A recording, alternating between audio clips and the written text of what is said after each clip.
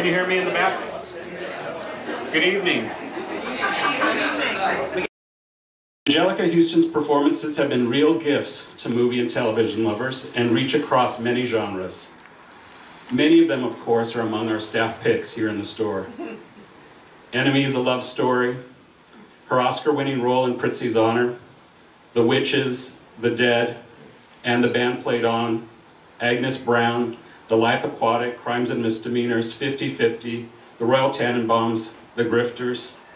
I'm sure these and many others are among your favorites. She's graced our store before when she spoke about her direction of Bastard Out of Carolina. And now many of us have been captivated by her memoir, A Story Lately Told, and eagerly await the second volume. Copies for signing are on sale at the counter. By Mr. Joe Morgenstern, a familiar voice to all of us KCRW listeners. Mr. Morgenstern is the film critic for that station and the Wall Street Journal. His Pulitzer Prize-winning, insightful writing has appeared in the New Yorker, the LA Times, the Herald Examiner, the New York Times, Playboy, GQ, and many other journals. Mr. Morgenstern is a founding member of the National Society of Film Critics and a member of the New York Film Critics Circle, as well as the Los Angeles Film Critics Association. He has also generously given his support to Vidiots. Please.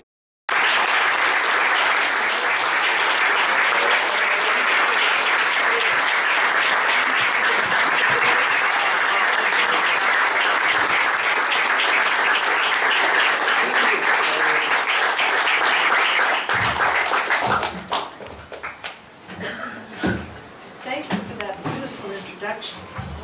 Is this on? Is this on? Hi. What a wonderful evening in a hometown setting. Yeah. I just love this. You've been a customer. I've been a customer. I'm this lady too. Isn't this great?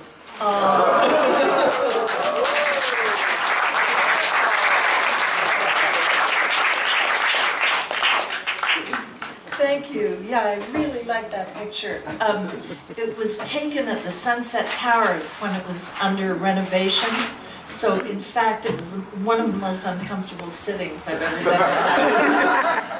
We were at the top floor, the wind was howling through, and it was when we used to have rain in LA. No more. No more. I'd be delighted to sign it. It's so elegant.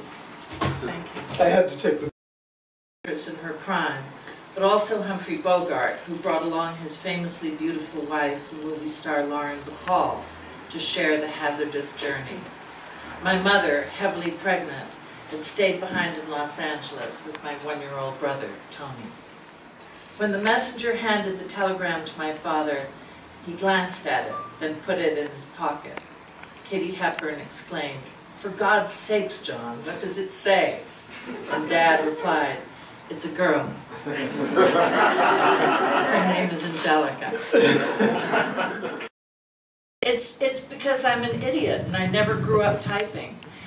My sister actually, by comparison, was, I think, the #3 typist in the whole of Great Britain at the age of 12. But I never mastered the art of typing till it got to the phone. Now I'm really good with my kind of index finger, but that's about it. But I'm a good typist, and good typing can lead to really glib writing. Your story about him after another.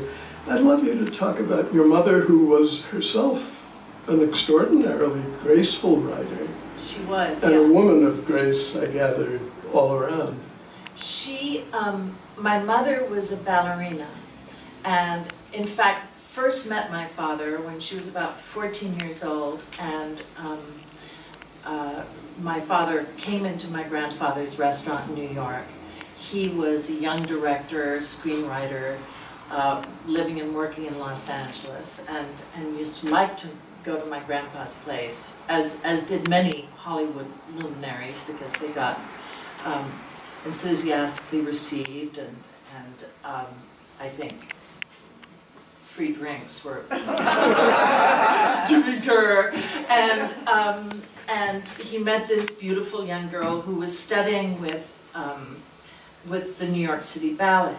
And but in order to, he asked her if she went to the ballet, and she said she loved the ballet, she loved to go, but she didn't get to go very often because my grandfather required her to write a 3-page essay every time she went to the ballet. So my father said to her, this lovely 14-year-old girl, I'll tell you what, I'll bring you to the ballet, and you won't have to write a 3-page essay.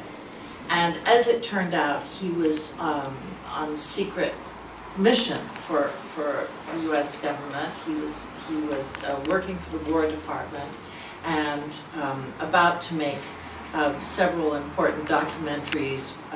One, Flight from the Aleutians, another, Let There Be Light, and the Battle of San Pietro, about to be sent off to war. And as he told this story, of course, he suddenly got his orders. And so my mother was sort of left in the dust.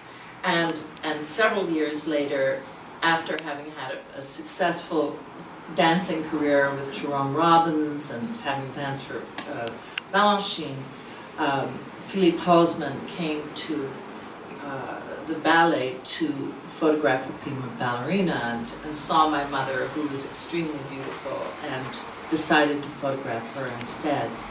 And her photograph had appeared on the cover of Life magazine, and she looked very much like the Mona Lisa, so she was sort of called the Mona Lisa girl.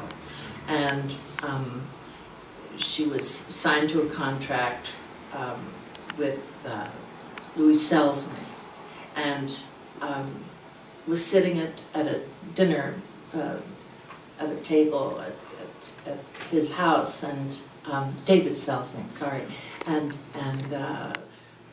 was introduced to a film director, a young film director, John Huston. He turned to her and said, "We've never met before," and she said, "Oh, but we have."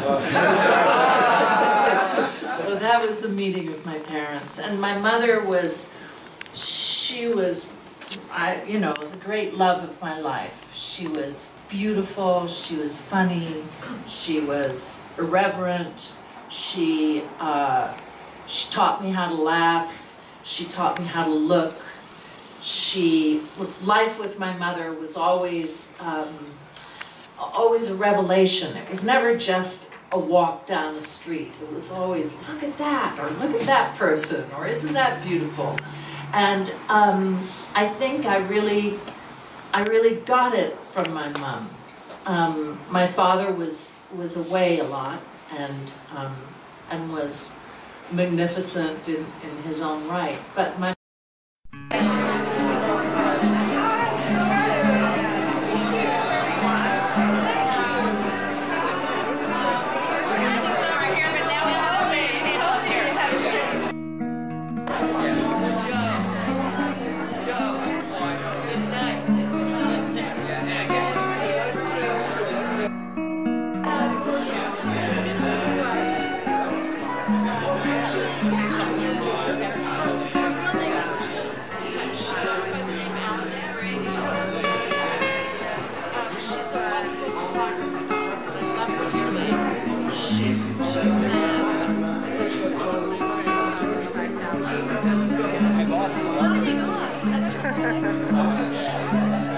I just found this out 3 days ago. I took a picture.